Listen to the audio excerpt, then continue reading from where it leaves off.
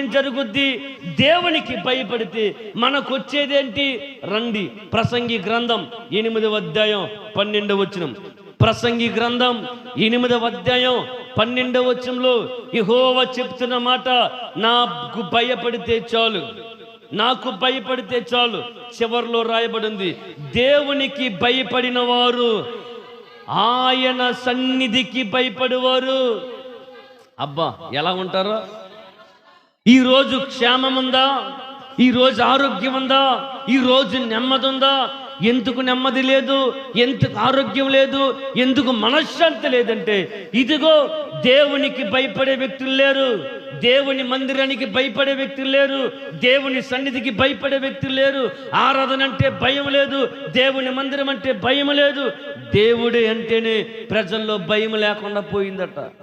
అందుకనే మనకేమి లేదు, క్షేమము లేదు. అందుకే మనకేమి లేదు, ఆరోగ్యం లేదు. అందుకే మనకేమి లేదు, అంత దీవెనకరంగా మారలేకపోతున్నాం. దేవుడు